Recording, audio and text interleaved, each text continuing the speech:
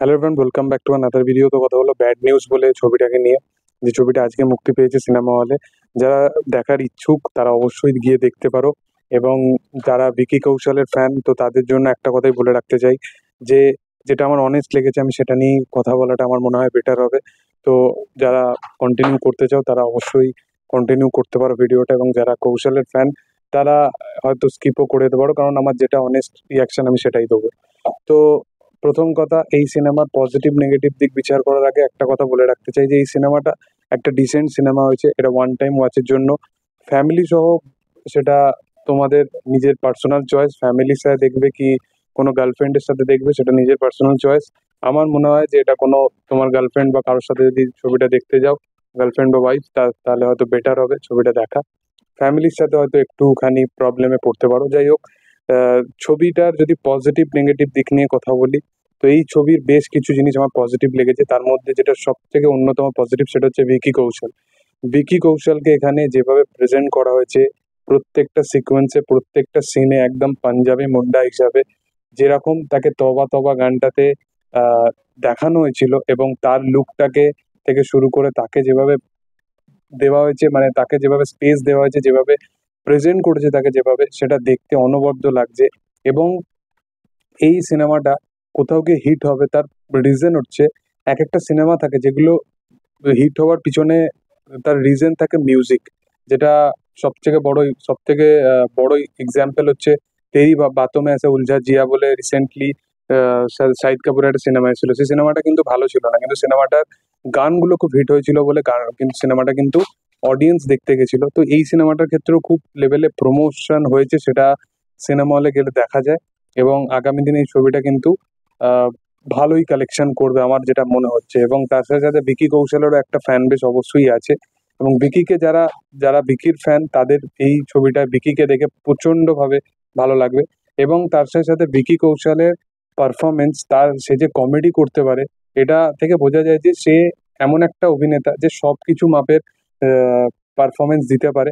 এবং এই যে অক্ষয় কুমারের সাথে রিসেন্ট টাইমে টাইগার শ্রফ বা এরকম কাইন্ড অফ অ্যাক্টরদেরকে আনা হলো, অক্ষয় কুমারের সাথে কোনোদিন ভিকি কৌশলকে আনা হোক, এবং এইরকম কাইন্ড অফ লাউড পারফরমেন্স, যেখানে অক্ষয় কুমারকে ওই গরম মশলার ওই লাউড পারফরমেন্সটা দিয়েছিল অক্ষয় কুমার কমেডি, সেরকম এখানে ভিকি কৌশল এরকম একটা লাউড কমেডি পারফরমেন্স দিচ্ছে। তো এই এই এই দুটো জনের যে কোলাবোরেশন মারাত্মক হবে। আমি কেন রিজনটা বলছি, যে এই ছবিটা, যে ছবিটা সিকুয়েল, সেটার কমেডি এখানে কোথাও গিয়ে ম্যাচ হয় না, কিন্তু তার সাথে সাথেও ভিকি কৌশল সে এখানে পারফরমেন্স ওয়াইজ কমেডিটা কিন্তু ভরপাই করে দেয়। ইভেন অ্যামি বার্কও কিন্তু তার কমিক টাইমিং কিন্তু এখানে বেশ ভালো, এবং তার আর ভিকির কেমিস্ট্রিটা সেটা খুবই ভালো, এবং শেষ 1 ঘন্টা দারুণভাবে এনজয় হয়। ছবির আরো কিছু যদি পজিটিভ পয়েন্ট লাগে, এই ছবিতে তৃপ্তি ডিমরিকে কিন্তু দারুণভাবে ইউজ করা হয়েছে। আমি বলবো না যে তার গ্ল্যামারটাকে বেশি ফোকাস করা হয়েছে, কারণ রিসেন্ট টাইমে অ্যানিমেলে তার ওই জন্যই সে বেশি ভাইরাল হলো। আমি সেই জিনিসপত্রতে যেতেই চাই না। তৃপ্তি ডিমরি একজন ভালো অভিনেত্রী, সে যেরকম লেভেলে কাজ পেয়েছে সেরকম অনুযায়ী সে তার ভালো পারফরমেন্স দিয়েছে। এখানে আরো বেশি স্পেস দেওয়া উচিত ছিল, কিন্তু যতটুকু সে পেয়েছে আমার মনে হয় সে ভালো পারফরমেন্স দিয়েছে। তিনজনের ইকুয়েশন বা তিনজনের কেমিস্ট্রি এতটাই ভালো যে ছবিটাকে কিন্তু খুব এঙ্গেজ করে রাখে। এবং ছবির স্ক্রিন প্লে কিছু জায়গায় ফ্ল দেখা গেল পারফরমেন্স দিয়ে, বা কিছু কিছু জায়গায় আবার এঙ্গেজিং দেখা গেল, জিনিসপত্রগুলো খুবই হয়ে যায়। ছবির কাস্টিং খুব ভালো, এবং তার সাথে সাথে ছবিতে কিছু কিছু কমেডি সিকোয়েন্স আছে যেগুলো কিন্তু সত্যি করে হাসি পায়।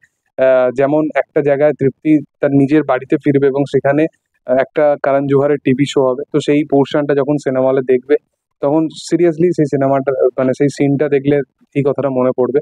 ইভেন আরো কিছু কিছু সিকোয়েন্স আছে যেখানে পুরনো কিছু ছবির নাম নেওয়া হয়, যেটা ট্রেলারেতেও দেখানো হচ্ছিল।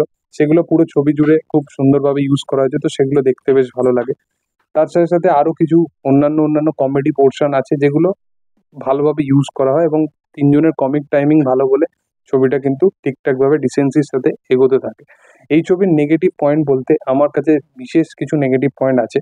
সেগুলো হচ্ছে, প্রথম কথা, এই ছবিটায় কিন্তু কমেডি পোর্শন যেরকমভাবে কিছু কিছু জায়গায় ওয়ার্ক করে, কিছু কিছু জায়গায় কিন্তু খুবই স্ল্যাপস্টিক হয়েতে, যেগুলো ডায়লগের সাথে একদমই ম্যাচ খায় না। ছবির মধ্যে বিশালভাবে ফ্লজ আছে। ছবিতে কিছু কিছু জায়গায় জিনিসপত্র এত এঙ্গেজিং হয়ে যায় যেখান থেকে নজর সরে না। আবার কিছু কিছু জায়গায় যখন এক্সাইটমেন্টটা বেড়ে যায় তখন কিন্তু সেই আবার ফ্লসটা দেখা যাওয়ার পরে ছবিটাতে মনে হয় যে হ্যাঁ, এই জিনিসপত্রগুলো অ্যাকচুয়ালি কিছু ক্ষেত্রে কিন্তু ক্রিঞ্জ লাগছে।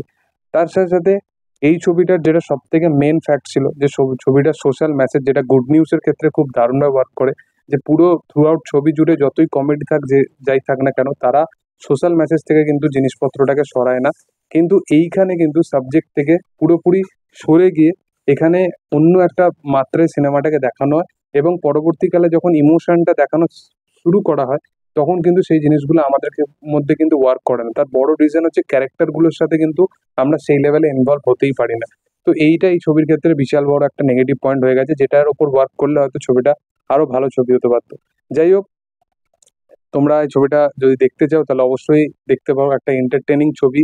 এবং যারা রিসেন্ট টাইমে ভিকি কৌশলের তবা তবা গানটায় দারুণভাবে পছন্দ করেছে তাদের জন্য তো ছবিটা আরো বিশালভাবে ওয়ার্ক করবে, কারণ লাস্টের অনেকেই এই গানটার জন্য অপেক্ষা করেছিল। তোমাদের এটা নিয়ে কি মতামত অবশ্যই কমেন্ট সেকশনে জানাতে পারো। ছবিটা যদি দেখে থাকো তাহলে জানাতে পারো কেমন লেগেছে, বা দেখতে যদি যাওয়ার ইচ্ছা থাকে তাও জানাতে পারো। ভিডিও ভালো লাগলে অবশ্যই লাইক শেয়ার সাবস্ক্রাইব করে দিও। Thank you all.